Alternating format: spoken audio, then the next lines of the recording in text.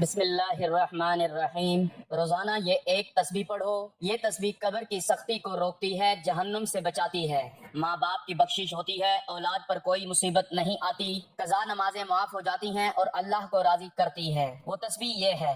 محترم ناظرین، ایک ایسی تسبیح جو قبر کی ہولناکیوں کو روک دیتی ہے، یہ تسبیح جہنم کی آگ سے بچا لیتی ہے۔ یہ وہ عمل ہے جو اللہ کو اتنا محبوب ہے کہ جس کے نصیب میں آ جائے اس کا رب اس سے راضی ہو جاتا ہے۔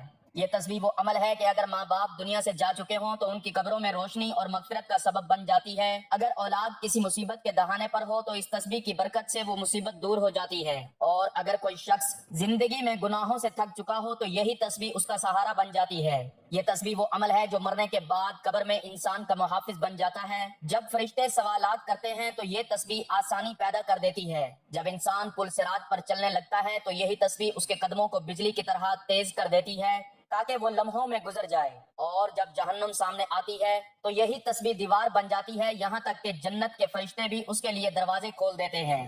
محترم عزیزو، یہ تسبیح عام نہیں ہے، یہ ان لوگوں کے لیے ہے جو سچے دل سے رب کی طرف پلٹنا چاہتے ہیں، جو اپنے اعمال کو بخشوانا چاہتے ہیں، اور جو یہ چاہتے ہیں کہ مرنے کے بعد ان کے ساتھ کوئی ایسی چیز ہو جو ہر سخت مرحلے پر ان کا ساتھ دے۔ اور وہ تسبیح کیا ہے، وہ عمل کون سا ہے، یہ جاننے کے لیے ویڈیو کو آخر تک دیکھیے، کیونکہ آج ہم آپ کے لیے وہ عمل لائے ہیں جو آپ کو آخرت کی ساری مصیبتوں سے بچائے گا اور دنیا میں آپ کے رزق اور دولت میں اضافہ فرمائے گا انشاءاللہ۔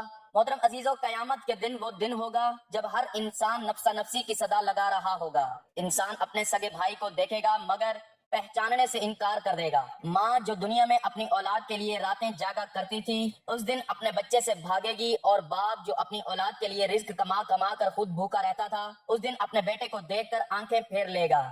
اللہ تعالیٰ قرآن مجید میں فرماتا ہے کہ جس دن انسان اپنے بھائی سے بھاگے گا، اپنی ماں اور باپ سے، اپنی بیوی اور بچوں سے، ہر شخص کو اس دن اپنی ہی فکر ہوگی۔ قیامت کے دن صرف روشنی اور فرشتوں کا دن نہیں، وہ دن ہولناکیوں سے بھرپور دن ہوگا۔ پہاڑ روئی کی طرح اڑیں گے، سورج سروں پر لٹکا ہوگا، زمین تپش سے پگھل رہی ہوگی، اور لوگ پسینے میں اس حد تک ڈوبے ہوں گے کہ کچھ کے کانوں تک، کچھ کے ناک تک، کچھ کے سروں تک پسینہ ہوگا۔ ایک حدیث پاک میں آتا ہے ہر شخص کو اس کے اعمال کے مطابق پسینہ آئے گا۔ محترم عزیزو، اس دن کا تصور کرتے ہی دل کانپ جاتا ہے، مگر ہمیں حضور نبی کریم صلی اللہ علیہ وآلہ وسلم کی سیرت سے وہ اعمال بھی ملتے ہیں جو انسان کو اس دن کے عذاب اور قبر کی سختی سے محفوظ رکھتے ہیں۔ انہی میں ایک عمل وہ بھی ہے جس کا ذکر آج کی اس ویڈیو میں کیا جا رہا ہے۔ امیر المؤمنین حضرت علی کرم اللہ وجہ الکریم بیان کرتے ہیں کہ نماز فجر کے بعد نبی کریم صلی اللہ علیہ وآلہ وسلم صحابہ کرام کی طرف متوجہ ہوئے اور ارشاد فرمایا، کیا میں تمہیں ایک ایسا عمل نہ بتاؤں جو اللہ کے نزدیک سب سے زیادہ محبوب ہے، جو قیامت کے دن تمہارے لیے روشنی بنے گا، تمہارے گناہوں کا کفارہ ہوگا اور تمہیں جنت کی طرف لے جائے گا؟ صحابہ کرام نے عرض کیا، ضرور یا رسول اللہ صلی اللہ علیہ وآلہ وسلم۔ تو آپ صلی اللہ علیہ وآلہ وسلم نے فرمایا، وہ عمل ذکر اللہ ہے۔ یہ وہ ذکر ہے جس کے لیے قرآن میں فرمایا گیا کہ اللہ کے ذکر سے دلوں کو سکون حاصل ہوتا ہے۔ یہی ذکر دنیا میں انسان کے سینے کو نورانی بناتا ہے اور آخرت میں نجات کا ذریعہ بنتا ہے۔ ایک روایت میں آتا ہے کہ حضرت ابو ہریرہ رضی اللہ تعالیٰ عنہ بیان فرماتے ہیں، نبی کریم صلی اللہ علیہ وآلہ وسلم نے فرمایا، جو شخص صبح کے وقت 100 مرتبہ سبحان اللہ و بحمدہ پڑھتا ہے اس کے سارے گناہ معاف کر دیے جاتے ہیں، چاہے وہ سمندر کی جھاگ کے برابر کیوں نہ ہو۔ اسی طرح حضرت فاطمہ الزہرا رضی اللہ تعالیٰ عنہا کو جب مشقت ہوئی تو رسول اللہ صلی اللہ علیہ وآلہ وسلم نے ان کے لیے کوئی نوکر یا خادم نہیں دیا، بلکہ فرمایا سونے سے پہلے 33 مرتبہ سبحان اللہ، 33 مرتبہ الحمدللہ، 34 مرتبہ اللہ اکبر پڑھا کرو، یہ تمہارے لیے خادم سے بہتر ہے۔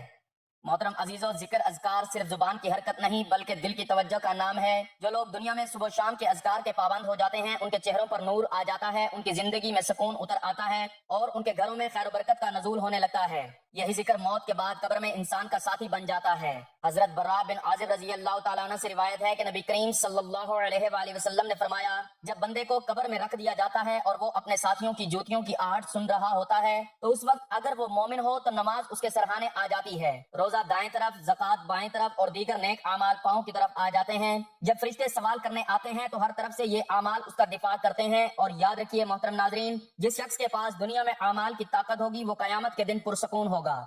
حضرت عثمان رضی اللہ تعالیٰ عنہ جب کسی قبر کے پاس کھڑے ہوتے تو اتنا روتے کہ ان کی داڑھی مبارک بھیگ جاتی۔ جب ان سے پوچھا گیا کہ جنت اور دوزخ کا ذکر سن کر آپ اتنا کیوں روتے ہیں، آپ نے فرمایا، قبر آخرت کی پہلی منزل ہے، جو اس سے بچ گیا وہ آگے بھی بچ جائے گا۔ यही वजह है कि हुजूर नबी करीम सल्लल्लाहु अलैहि वसल्लम ने सहाबा कराम को कब्र और कयामत की होलनाकियों से बचने के लिए अज़कार और तस्बीहात का तोहफा दिया था। मोहतरम नाज़रीन, इंसान जब दुनिया से रुखसत होता है तो उसके साथ ना कोई माल जाता है, ना जायदाद, ना ओहदा, ना शोहरत। कब्र में सिर्फ उसके आमाल साथ जाते हैं और यही आमाल उसके लिए रोशनी, हिफाजत और निजात का जरिया बनते हैं। अगर आमाल नेक हो तो कब्र बागों में से एक बाग बन जाती है, अगर आमाल गुनाहों से भरे हों तो कब्र जहन्नुम के गढ़ों में से एक गड्ढा बन जाती है। कुरान मजीद में फरमाया गया कि हर शख्स को मौत का मजा चखना है और तुम्हें तुम्हारे आमाल का पूरा बदला कयामत के दिन दिया जाएगा। बस जो जहन्नुम से बचा लिया गया और जन्नत में दाखिल कर दिया गया वही कामयाब हुआ। कब्र की पहली रात ही वो मकाम है जहां से इंसान के दायमी ठिकाने का आगाज होता है। नबी करीम सल्लल्लाहु अलैहि वसल्लम ने फरमाया कि कब्र या तो जन्नत के बागों में से एक बाग है या जहन्नम के गढ़ों में से एक गड्ढा। और अगर बंदा नेक हो तो कब्र कुशादा हो जाती है, रोशनी से भर जाती है और उसके साथ एक खूबसूरत शुक्र वाला नेक अमल आकर उसका साथी बन जाता है। और अगर बंदा बद आमाल हो तो कब्र तंग हो जाती है, उस पर अंधेरा छा जाता है और उसके साथ बदतरीन शक्ल वाला गुनाहों का बोझ उसका अजाब बन जाता है। इसलिए जब हम ये तस्बीह करते हैं जिसका जिक्र हम आखिर में करेंगे तो यही तस्बीह कब्र के अंदर रोशनी बनकर हमारे साथ उतरती है। नबी करीम सल्लल्लाहु अलैहि वसल्लम ने फरमाया, जब बंदा कब्र में रखा जाता है तो अगर वो जिक्र इलाही का आदी होता है तो कब्र कहती है, मरहबा ए पाकीज़ा रूह, तेरे लिए मेरी गहराई खुशबू से भरी हो जाएगी, तेरे लिए कुशादगी कर दी जाएगी, तेरे लिए नूर बिछा दिया जाएगा। और अगर वो गुनाहों का आदी हो तो कब्र कहती है, तू मेरे लिए नापाक है, तेरे लिए तारीकी होगी, तेरे लिए अजाब होगा।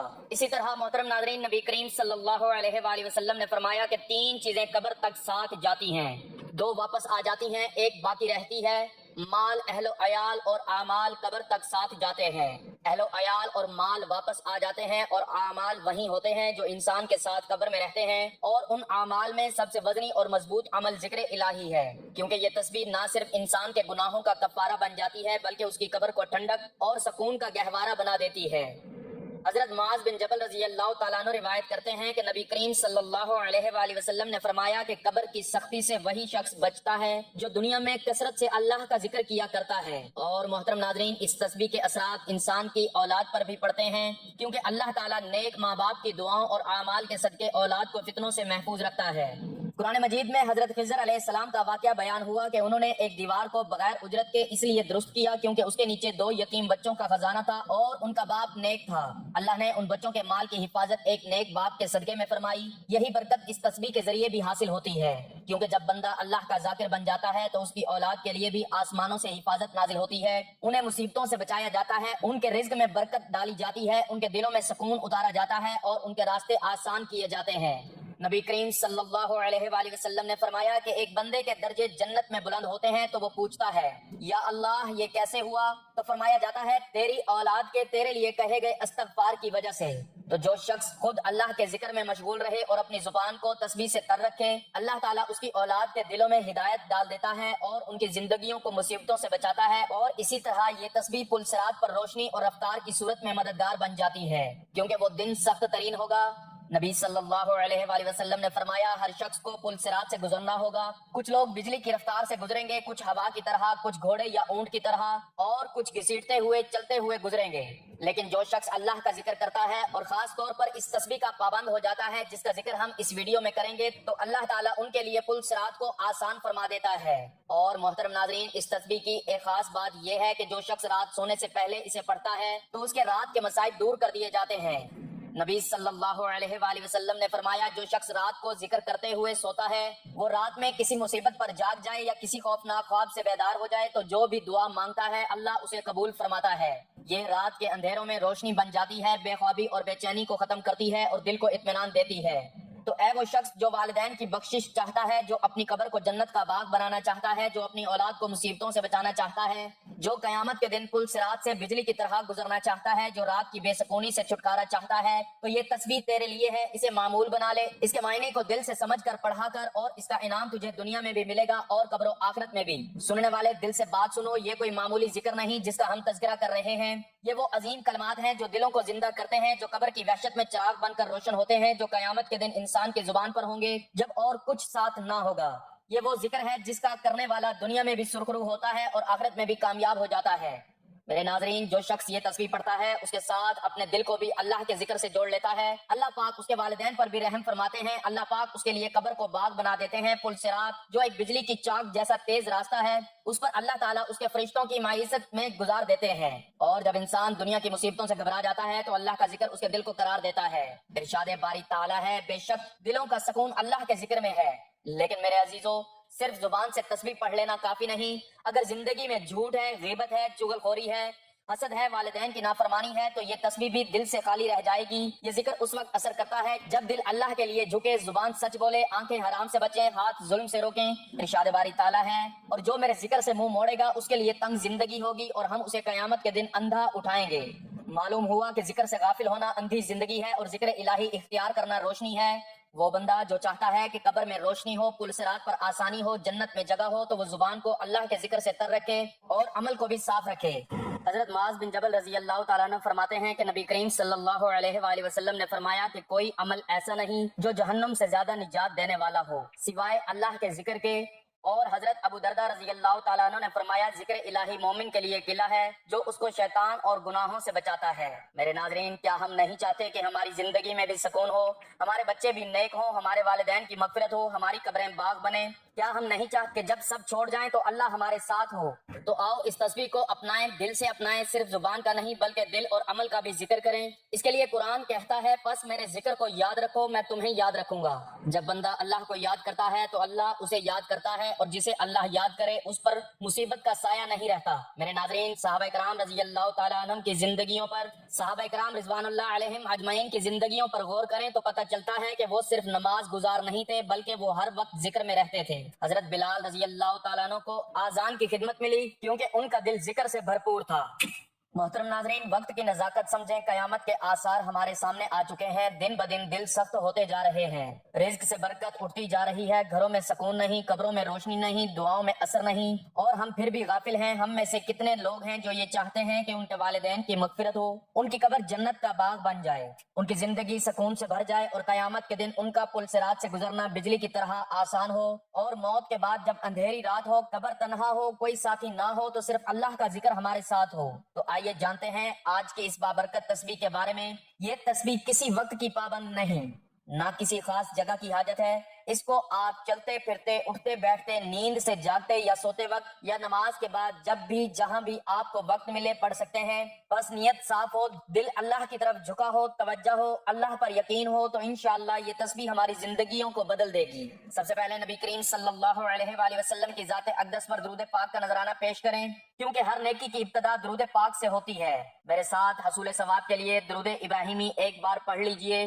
درود ابراہیمی ایک بار پڑھ لیں۔ اللہم صلی علی محمد وعلی آل محمد کما صلیت علی ابراہیم وعلی آل ابراہیم انک حمید مجید۔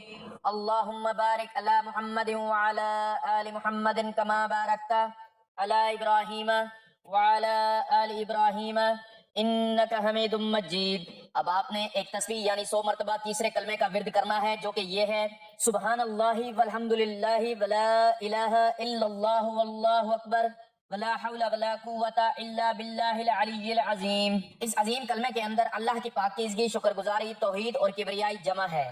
اس کا ترجمہ ہے، اللہ پاک ہے، تمام تعریف اللہ کے لیے، اللہ کے سوا کوئی معبود نہیں، اور اللہ سب سے بڑا ہے۔ یہ کلمات جنت کے خزانے ہیں۔ نبی کریم صلی اللہ علیہ وآلہ وسلم نے فرمایا، یہ کلمات میرے لیے دنیا و مافیہ سے بہتر ہیں۔ یہ وہ کلمات ہیں جن کے ذریعے قبر کے اندھیرے روشنی میں بدل جاتے ہیں، اور یہ وہ ذکر ہے جس سے قیامت کے دن میزان میں وزن بھرا جاتا ہے۔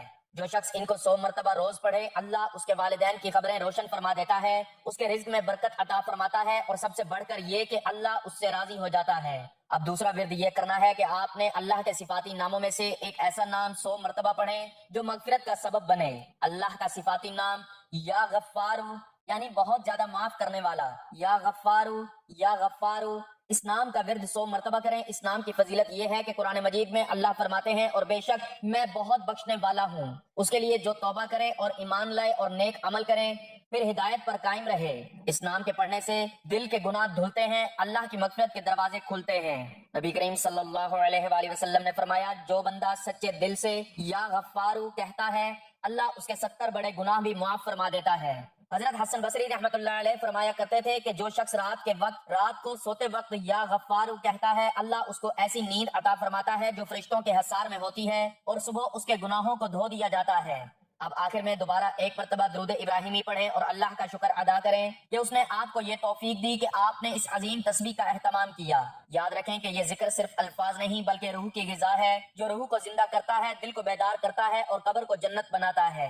میرے ناظرین، اگر آپ کو اس تسبیح کی فضیلت نے متاثر کیا ہے، اگر آپ چاہتے ہیں کہ آپ کے والدین کی مغفرت ہو، آپ کی قبر روشن ہو، آپ قیامت کے دن ہولناکیوں سے محفوظ رہیں، پل صراط سے بجلی کی طرح گزر جائیں اور اللہ رب العزت کا قرب حاصل ہو، تو اس تسبیح کو اپنا معمول بنا کے خود بھی پڑھیں اور زیادہ سے زیادہ لوگوں تک اس ویڈیو کو شیئر کریں تاکہ وہ بھی اس روحانی خزانے سے فیض یاب ہوں اور آپ کو بھی صدقہ جاریہ کا ثواب ملے، کیونکہ علم اور ذکر کو پھیلانا دین کا کام ہے اور اس کا اجر بہت عظیم ہے۔